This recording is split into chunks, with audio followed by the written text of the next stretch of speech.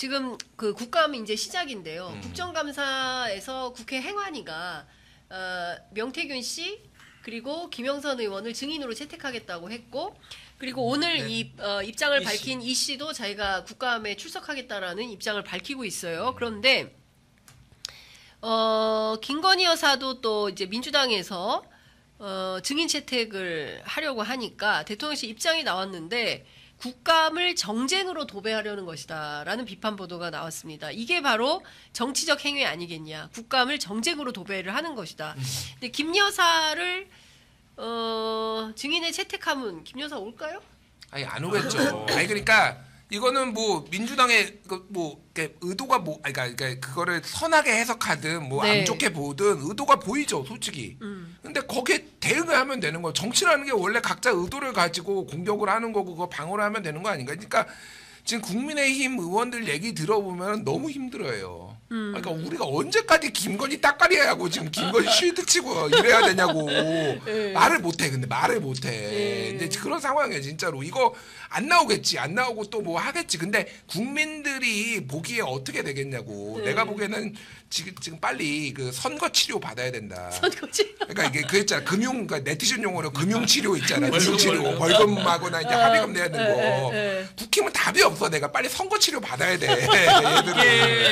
이게 대통령실 반응을 보면 방어를 어떻게 하느냐 알 수 있어요. 똑같은 보도를 몇 년 전에 이제 천공 관련된 뉴스토마토 보도가 있었습니다. 관저 출입을 했다. 즉각 고발 조치를 고발 조치를 당했어요. 예. 이번에 반응은 딱 한 번 정도 제대로 나왔었죠.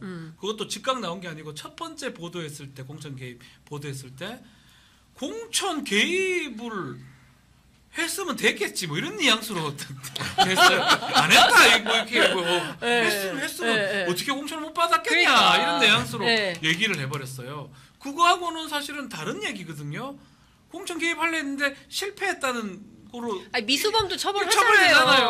공천 개입 그 하려고 했느냐 안 했냐 이게 중요한데 그 얘기는 안 하고 어떻게 했으면 됐겠지 왜 안 됐겠냐 이런 엉뚱한 답을 해버렸어요. 맞아요. 그거 이후로는 답이 사실 없고 맞습니다. 지금 말했던 국정감사에서 정쟁화 아니냐 이거 정도면 답이거든요. 저는 방어를 좀 포기한 걸로 보입니다. 방어를 포기했다. 방어할 수도 없는 상황 같기도 하고 그게 이제 어쩌면 뉴스토마토의 전략 중에 하나 같기도 해요.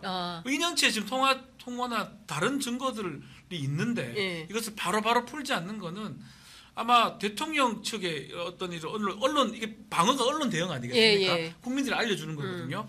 다 했을 때는 요거 다 보고 방어를 해냈기 때문에 하나하나씩 좀 푸는 게 아닌가 생각이 들고요. 그렇기 때문에 그걸 알고 있기 때문에 대통령실에서도 요렇게밖에 얘기 못해요. 정쟁화하는구나 민주당이 밖에 얘기를 못하고 그 이상의 어떤 사실 이렇게 얘기하면 돼요. 무슨 공천 개입 안 했다라고 하면 끝인 거예요. 그렇죠. 끝이에요. 그리고 정쟁하면 돼요. 나쁘면 다 뺐잖아요. 했냐 안 했냐 물어봤는데 정쟁하지 말라 이렇게 나오는 거거든요. 그러니까 엉뚱한 답이네. 진짜로 계엄 민주당에서 얘기 나오니까 용산이 막 난리가 났잖아요. 그런데 김건희 여사 명태균이 김건희 여사 나랑 텔레그램 문제 뭐가 막 별 얘기 다 하는데 왜 가만히 있어? 그거 빨리 그러니까 고소를 하라고. 그렇죠. 고발을 명태균은 어디서 지금 김건희 여사를 모욕하고 내가 있나. 막 김건희 여사 팔고 다니면 가만히 바로 구속이지 나는. 그렇지 바로 구속이지. 바로 근데 구속이지. 명태균 씨에 대해서는 아무런 대응이 없다. 그렇죠. 그리고 계속 지금 명태균 씨는 이거 봐라 하면서 사진 올리면서 이제 그 조심스러운 얘기지만 오늘 다 하나 나올 것 같아요. 명태균 씨 입장이 제가 알 수 없지만 입장이라는 건 사실 본인의 어떤 사진 한 장 이런 걸로 좀 보여주잖아요. 그렇죠. 짧은 글로. 주목해야 될 게 있어요. 이제는 뭐냐면 오늘 이제 뭐 방송사법하고 노란봉투법 등등 이제 제2개월 투표 들어가고요. 대통령이 아직 김건희 특검법하고 최상병 특검법에 대해서 거부권 행사 안 했습니다. 아직 안 했어요. 근데 이제 기한이 언제지 조만간 며칠 안 남았어요. 며칠 안 남았어요. 그거 이제 행사하면 다시 국회로 오잖아요. 국정감사 시작하잖아요. 사실은 너무 뒤에 할 수 없어서 제가 생각하기로는 10월 둘째 주에 할 것 같아요. 거부권 행사를 아니 제 의결을. 10월 10월 10일 이후. 10월 10일 이후. 왜냐면 이제 재보궐선거가 10월 16일이잖아. 네. 선거 직전에 네. 국민의힘 의원들이 제가 보기엔 심상치 않아요. 이거 잘못하면은 네. 자칫하면 통과될 수도 있겠다. 김건희 특검은 네. 최상병 특검은 내가 잘 모르겠는데 네. 김건희 특검은 통과될 수도 있겠다. 이러다가 재결 때 통과될 수도 있겠다. 보시죠 한번. 이탈표가 꽤 많이 나왔거든요. 그 날짜 왜 이 날짜를 주목하냐면 필리버스터를 못했잖아요. 네. 이 날짜가 10월 10일에서 10월 16일 사이일 가능성이 매우 높습니다. 10월 10일 되게 중요한 날짜예요. 10월 10일? 총선 공소시효가 끝나는 날입니다.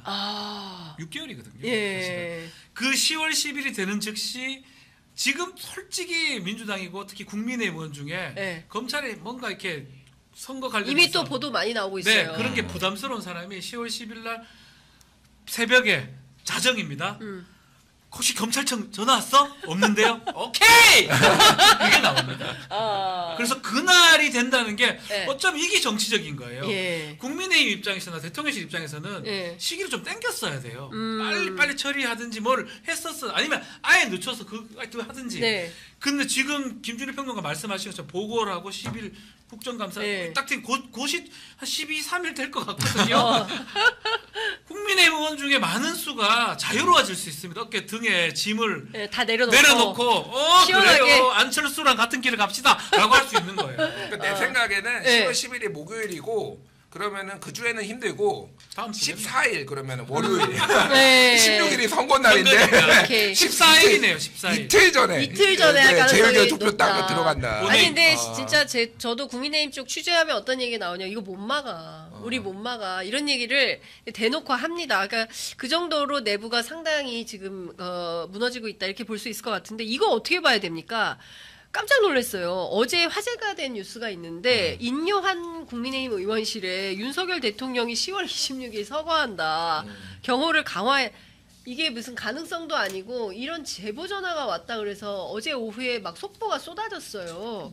그러니까 미친놈들이 많아요 세상에. 제가 보면은 이게 그러니까 네. 모르겠어요. 네. 아니 어쨌든 뭐 10월 26일이 이제 박정희 그러니까 서거하는 그렇죠. 날이니까 네. 이게 그래서 이제 뭐 테러하려는 거 아니야? 뭐 이렇게 뭐 긴장을 했는데 뭐 윤 대통령 경호가 뭐 철통 같은데 무슨 있겠습니까? 수사는 해봐야 되고 그러니까. 이런 게 계속 나오는 게 민심이 안 좋다라는 거에 또 반증 아닌가 뭐 이런 생각도 들어요. 이게 그리고 꼭 뭐 소위 말해서 민주당 지지자나 진보층이 했다라는 그런 것도 없어요. 그렇죠. 보수층에서 나올 수도 있어요. 그러니까 뭐 여러모로 오히려 지금 이 흉흉한 어떤 민심을 정확하게 반영하고 있는 상황 아닌가 좀 그렇게 이게 봅니다. 네. 아주 외로운 상황이라고 저는 보이거든요. 지금 갤럽은 20%인데 그 20%가 뭐 이번 조사하면 더 떨어질 가능성도 있어 보이고요. 반등할 여지는 별로 없어 보입니다. 체코 갔다 왔지만.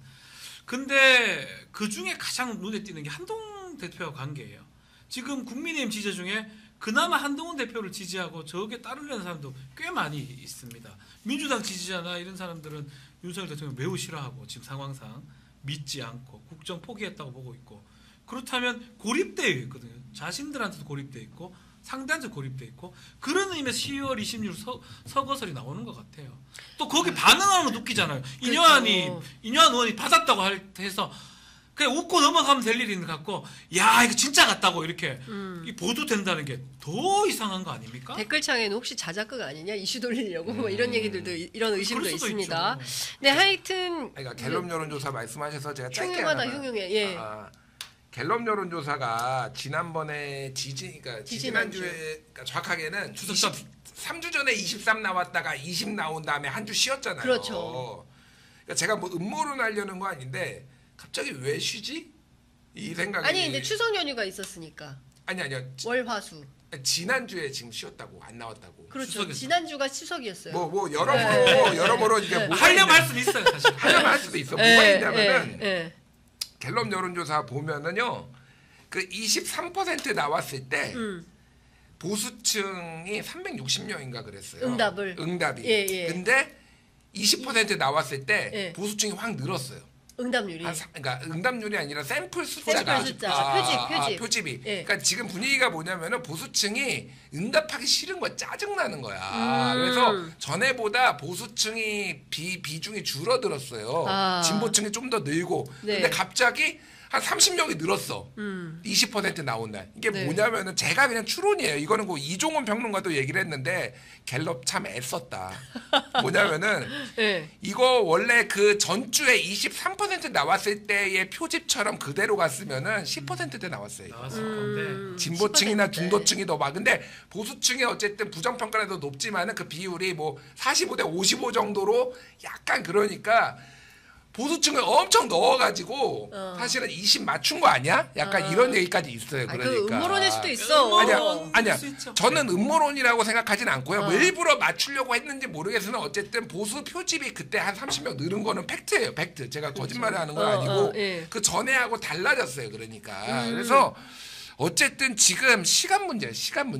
그거는 내가 보기에는 그 전대로 표집됐으면은 왜냐면은 한 7대1 정도로 부정평가가 많거든. 네네. 진보층이나 뭐 이 정도로 보면은 그렇죠. 그냥 바로 10%대였어요. 이번 주 어떻게 보세요? 이번 주 내일 발표되는데 18%? 저도 19. 그러니까 근데 김준일 평론가 예측이 맞더라고요. 정확해. 저번에도 이거 맞췄잖아. 예, 저는 선거 숫자 때. 이미를 두개 답니다. 18. 예, 18. 이미를 두개 답니다. 지금 이것 때문에 망했어요. 만찬 때문에 망했어요. 그러니까 만찬. 지금은 보수가 얼마나 이탈하느냐가 그렇지. 문제인데 돌아올 길을 막아버렸어. 이 만찬 가지고 지금 완전히 윤석열의 협량함과 한동훈의 뭐 무대뽀 뭐 엉뚱함과 막 이런 게 지금 하면서 서로 완전히 망해서 저는 이번에 10%갈 수도 있겠다. 20 아니면 10거 봅니다. 둘 중에 하나. 이 될 수 저는 있다고 보는 게 표집의 문제이기도 해요. 사실은 네. 예전에도 우리 김준일 평론가 다 암기를 하시던데 5월 넷째 주인가 6월 넷 21일인가 갈 때가 있었어요. 갤럽. 원래 제 그 다음인가 그 다음에 또 쉬어버리더라고요. 그래서 뭐 이제 평론가들 사이에 여론조사하는 분들 사이에 너무 갑자기 툭 떨어지면 오히려 좀 쉬거나 어떤 가중치라든지 이런 것들을 본다는 얘기가 있는데 그래서 이번 주 추석 주에 쉬었던 거 아니냐 이런 얘기들도 있는 건 사실인데 그건 음모론이니까 뭐 확인되는 바는 아닌 거 봐야 되고 궁극적으로 그냥 추세인데 10대로 갔다는 거를 저는 보이거든요. 표집을 많이 했는데도 떨어졌다는 건 매우 큽니다. 알겠습니다. 그 9월 둘째 주차 보수 표집 298, 중도 322, 진보 269, 모름 응답 거절 113. 이렇게 성향별로는 나와 있습니다. 네, 298, 갤럽, 269. 한국 갤럽 여론조사 결과 숫자로 말씀을 드렸고요. 시간이 다 됐는데 이건 좀 여쭤봐야 될 것 같아요. 제가 우리 남편한테 경우에 따라서 군대를 다시 가야 될 수도 있을 것 같아. 그래서 뭔 소리 하는 거야. 눈이 동그래지던데. 성일종 의원이 국방위원장이죠. 제63회 국방포럼에 들어가서 젊은 병사가 없다. 50대, 60대가 돼도 건강한 이들이 군에 가서 경계병을 써도 된다고 생각을 한다. 법안 2개를 계획 중이다. 2사람 다 군대 갈 수 있어요. 저는 뭐 장교기 때문에 네, 안 가? 지금이라도 계엄이 선포되고 이러면 네. 가겠습니다. 장교 군사법원장이에요, 제가. 군사법원장. 군사법원장 간다. 시켜만 좀 합니다. 시켜만 주면 군대 다시 간다. 자, 김준일 평론가. 나는 땅개야. 야, 나 일빵빵이야. 이제 요즘은 111로 바뀌었는데. 야, 111. 가면 최악이야. 고병. 정말 경계병 써야 돼요.